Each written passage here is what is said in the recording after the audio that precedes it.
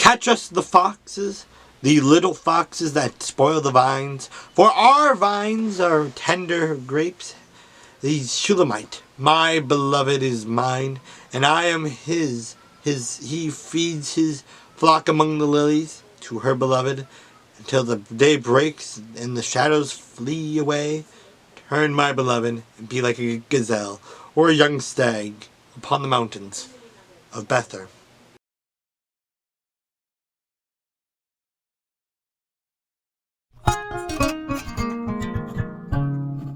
After this, Absalom, the son of David, had a lovely sister, whose name was Tamar, and Amnon, the son of David, loved her. Amnon was so distressed over his sister Tamar that he became sick, for she was a virgin, and it was improper for Amnon to do anything to her. But Amnon had a friend whose name was Jonadab, the son of Shimeah, David's brother. Now Jonadab was a very crafty man, and he said to him, "Why are you, the king's son, becoming thinner day after day? Will you not tell me?"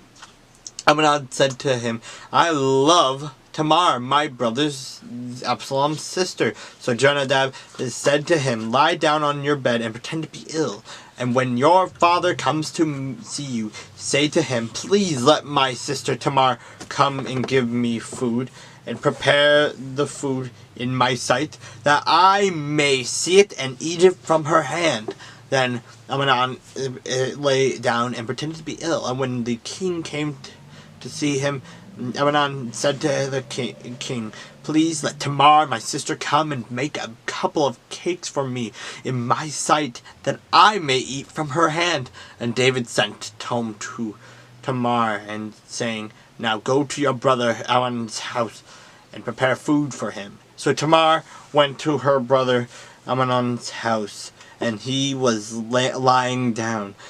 Then she took flour and kneaded it, made cakes in his sight, and baked the cakes. And she took the pan and placed them out before him, but he refused to eat. Then Amnon said, "Have everyone go out from me." And they all went from him. Then Amnon said to Tamar, "Bring the food into the bedroom, that I may eat from your hand." And Tamar took the cakes which she had made, and brought them to Amnon, her brother, in the bedroom. Now when she had brought them to him to eat, he took hold of her and said to her, "Come lie with me, my sister." But she answered him, "No, my brother, do not force me, for no such thing should be done in Israel. Do not do this disgraceful thing.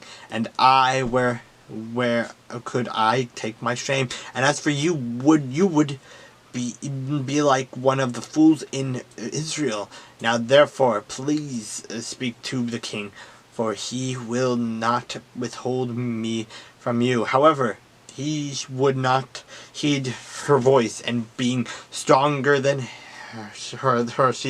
he raped her and lay with her. Then Amnon hated her exceedingly, so that the hatred with which he hated her was greater than the love with which he had loved her. And Amnon said to her, "Arise, be gone." So she said to him, "No, indeed, this evil of sending me away is worse than the other that you did to me." But he would not listen to her. Then he called his servant who attended him, and said, "Here, but put this woman out, away from me, and bolt the door behind her." Now she had on a robe of many colors, for the king's virgin daughters wore such apparel. And his servant put her out and bolted the door behind her. Then Tamar put ashes on her head, and tore her robe of many colors that was on her, and laid her hand on her head, and went away crying bitterly. And Absalom her brother said to her, "Has Amnon your brother been with you? But now hold your peace, my sister, he is your brother. Do not take this thing to heart." So Tamar remained desolate in her brother Absalom's house. But when King David heard of all these things, he was very angry, and Absalom spoke to his brother Amnon, neither good nor bad, for Absalom hated Amnon because he had forced his sister Tamar.